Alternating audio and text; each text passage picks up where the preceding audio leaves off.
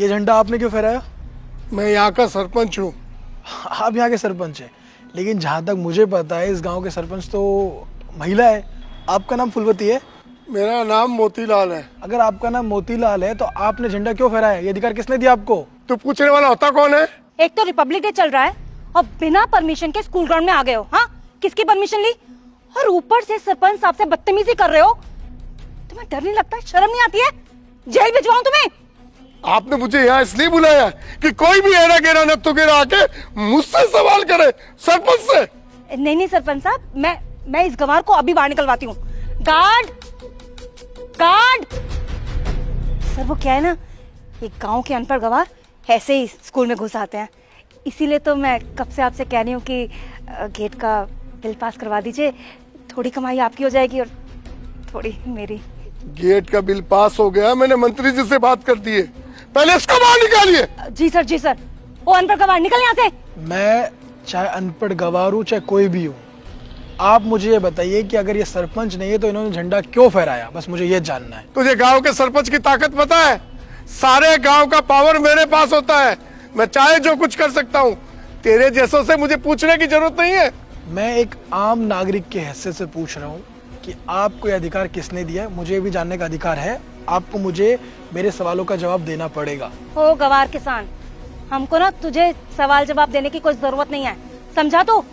अरे तुम जैसे गंवार लोग ना यहाँ मेरे सामने खड़े होने के भी हकदार नहीं है। बस वो चल निकल यहाँ से। और वैसे भी किस अधिकार से सवाल पूछ रहा है तू? हाँ, किस अधिकार से? तेरा यहाँ कोई पढ़ता है? तू यहाँ पढ़ता है क्या?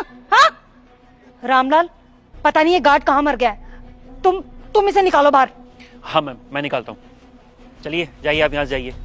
आप सरकारी स्कूल के कार्यक्रम को बाधित कर रहे हैं, आप ऐसा नहीं कर सकते। मैं यहाँ से मेरे सवालों का जवाब लिए बिना नहीं जाऊंगा। आपको जो करना है कर लीजिए, मेरा हक है जानने का। अरे हाँ, होगा तुम्हारा हक, अधिकार। आना किसी दिन आराम से ऑफिस में अपना आधार कार्ड लेके सब बता देंगे तुम्हें। अभी तुम्हें पता है गणतंत्र दिवस का प्रोग्राम चल रहा है और तुम यहाँ आके इसमें रुकावट डाल रहे हो।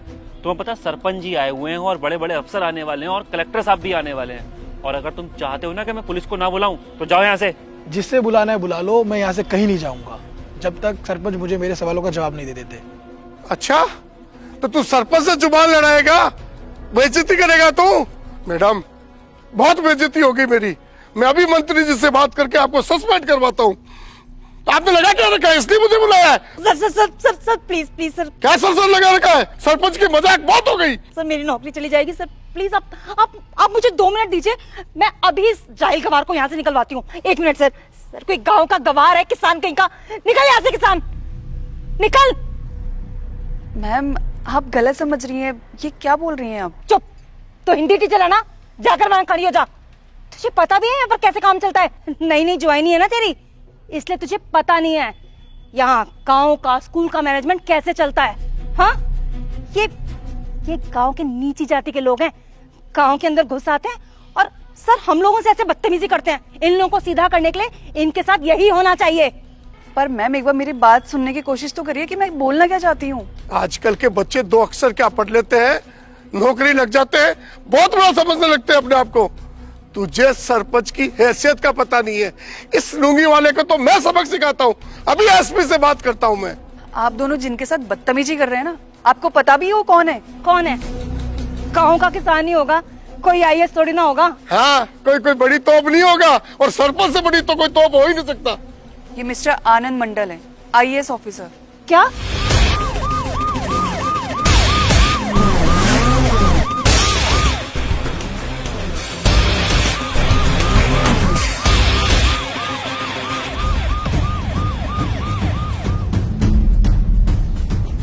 ये चप्पल लुंगी पहन के क्यों यहाँ आए हैं? और ये तो 11 बजे आने वाले थे ना, जल्दी क्यों आ गए हैं?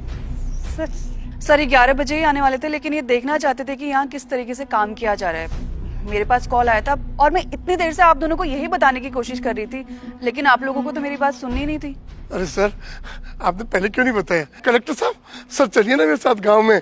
देखिए आप, मैंने गांव को यहाँ से वहां तक उठा दिया है, रोडें बनाई है मैंने, पानी का विकास कराया।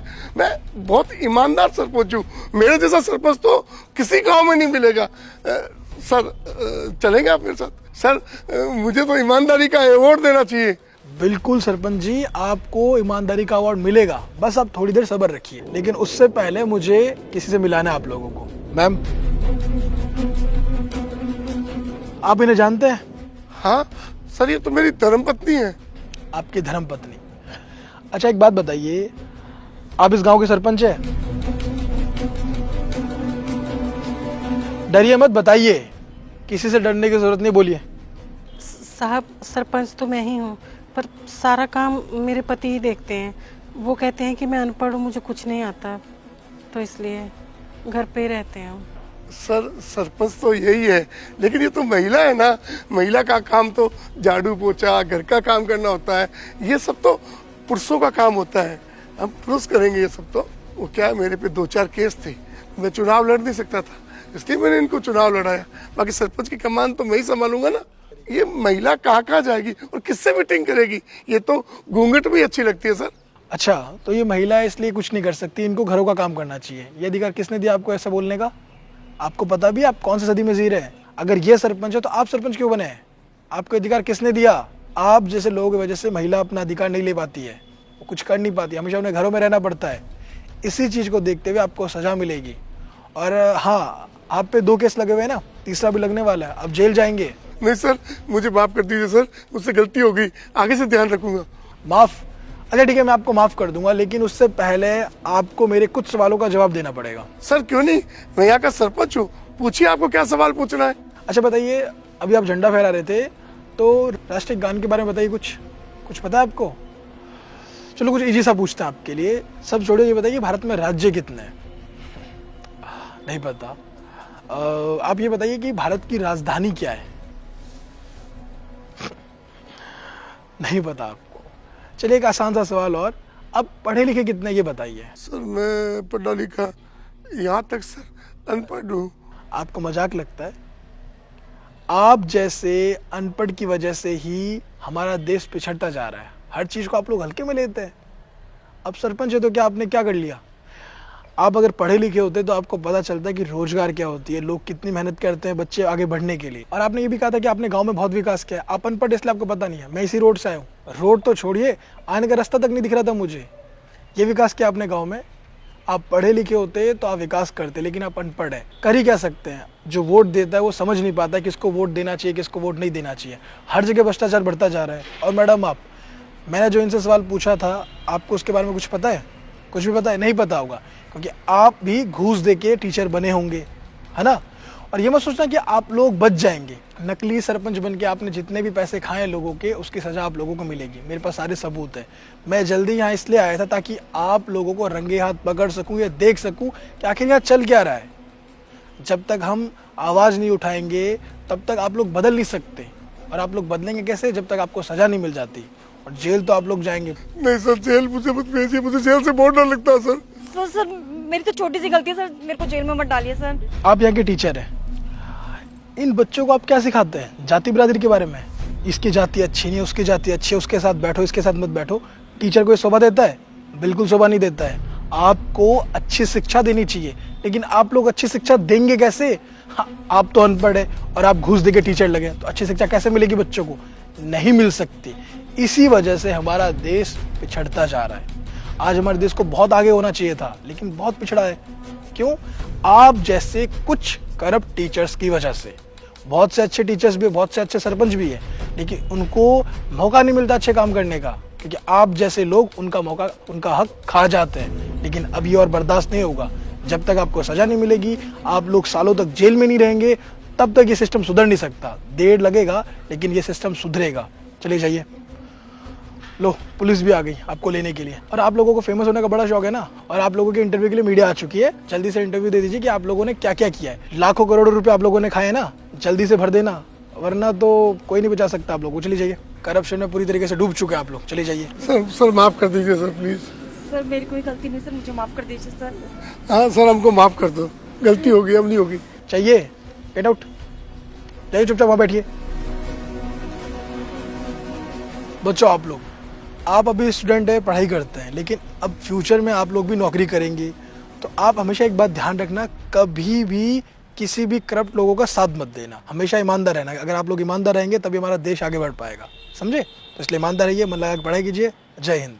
भ्रष्टाचार क्यों बढ़ता जा रहा है? क्योंकि हम इसके खिलाफ आवाज़ ही नहीं उठाना चाहते, इसलिए हर एक व्यक्ति भ्रष्ट होता जा रहा है।